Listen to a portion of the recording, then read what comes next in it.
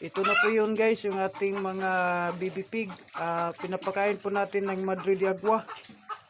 At pinapa-snack po natin. Ayan. Kumakain na po sila ngayon guys.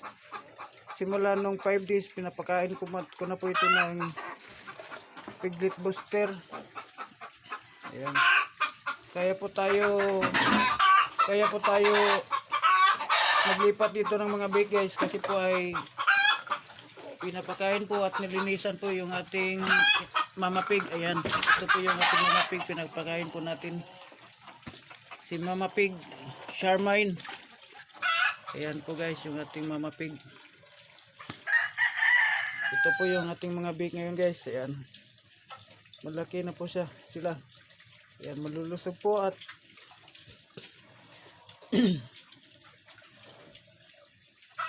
maganda po ang kanilang mga pangangatawan.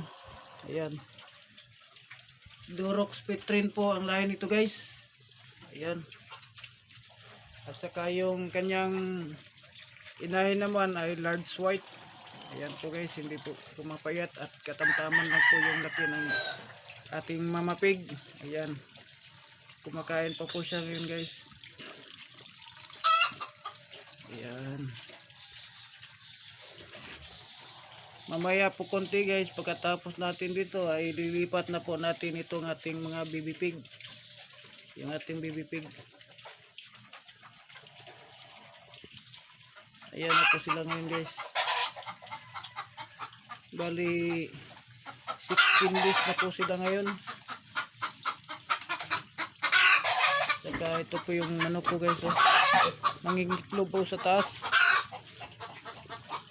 yung mama pig natin. At saka sa sunod po guys ay magdadagdag po ako ng kulungan dito guys. Ayan, magdadagdag po ako ng kulungan para magdadagdag po rin tayo ng mama pig natin na gawin. Ayan po yung ating mga biik.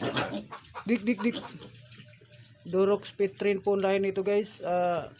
Kumakain na po sila ng piglet booster at saka pinapa-stack ko na po sila ng dahon ng Madrid Agua. Crude protein po nila guys. Ayan, at saka nilagyan ko na po sila ng pig drinking doon. Ayan, mayroon na po silang tubig doon at may vitamins. Ito po yung ating mama pig guys.